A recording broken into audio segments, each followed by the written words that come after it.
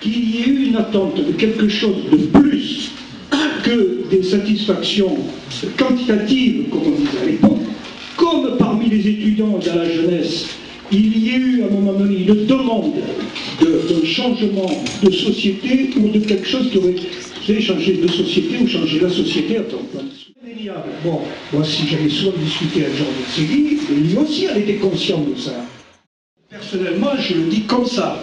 Je suis communiste, j'étais communiste et tout. Je pense que même du côté du Parti communiste, il y a quelque chose qui ne s'est pas très bien passé. Parce que le Parti communiste, au départ, moi j'étais à Nanterre et tout, il est passé un peu à côté de la révolte des jeunes. Il n'a pas bien, comment dire. Elle était désordonnée, elle était confuse, elle était anarchique, elle était gauchiste. Tout ces... Bon, le Parti communiste ne retrouvait pas ses petits dans cette histoire. Il faut voir dans quelles conditions on vivait en 68. Songez qu'à cette date, vous savez que le téléphone a été installé à Évry en 62. L'automatique. Et on était encore mademoiselle pour avoir les communications. On était dans un autre monde. Quand j'ai commencé, j'ai fait le cours d'histoire moderne à la Sorbonne, à Sancier, dans ces nouveaux bâtiments pourris, à la rentrée, puisque tous les vieux profs avaient peur de faire.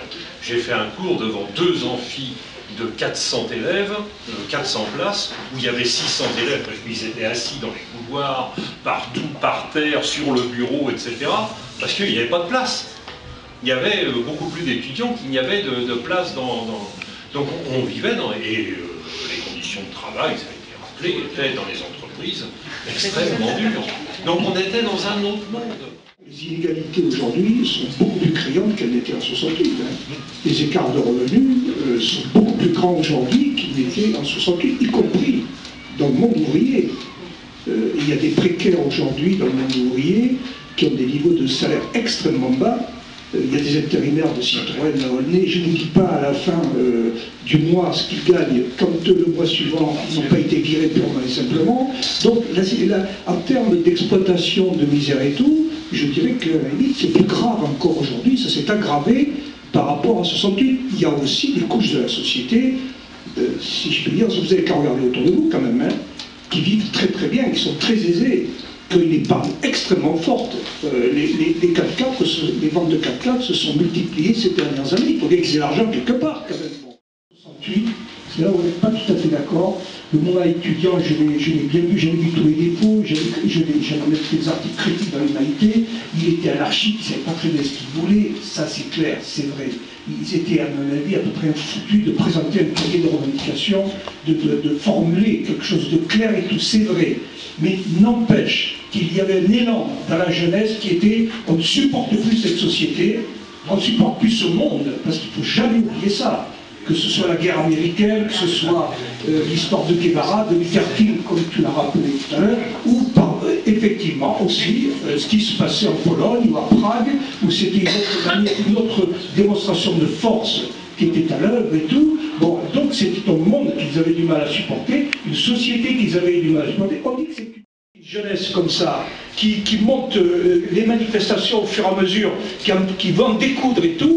Et bien le gouvernement, il était quand même très en difficulté. Et je pense que le monde ouvrier, à un moment donné, après la rue Gay-Lussac, Segui a très bien raconté ça. Il a convoqué tous les syndicats, dont la FNED d'ailleurs, il les a convoqués, il les a invités à une réunion, et il leur a dit, lundi, grève générale, manifestation. C'est ça, là où ça bascule. Mais vous savez, les syndicats, ils peuvent toujours dire, on l'a vu récemment, manifestation, grève générale et tout, c'est pas de presse-bouton, hein, le monde du travail. Hein. En fait, il y a eu 10 jours de manifestations très intenses, et tout de la part de la jeunesse, et je pense que le monde ouvrier, quelque part, d'une manière ou d'une autre, je ne peux pas le démontrer par A plus B, il s'est dit, là il faut y aller. Voilà. Et il y a été. Du terrain, qu'un mouvement étudiant allait éclater, même après le 22 mars. Alors ça, vraiment, on le sentait pas venir. C'est parti comme ça. C'est parti comme ça. Donc, c'est jamais exclu ce genre de choses. Parce que personne ne sait très bien comment le déclencher. Les débouchés politiques, ils risquent de tourner court. Et puis c'est aussi la prise de conscience. Moi, à l'époque, il y avait des concentrations ouvrières, tu as raison. Je suis issu d'une famille ouvrière, il y avait des fiertés ouvrières. De se reconstruire comme mouvement, forcément ne devra pas intégrer au sens qu'on ne peut pas faire autrement, non.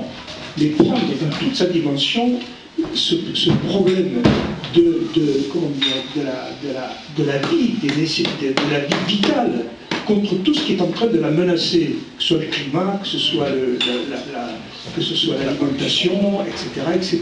Bon, alors ça, c'est très important. La deuxième chose, c'est effectivement l'immigration.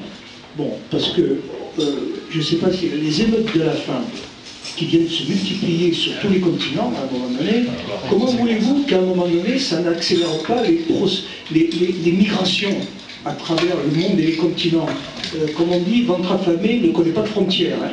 Bon, c'est-à-dire ce problème-là, on va l'avoir. Je pense qu'une des choses, moi, qui m'a le plus heureusement impressionné, c'est les récentes grèves de travailleurs immigrés avec la CGT et le droit de vent. Alors ça... Et puis vous remerciez tous.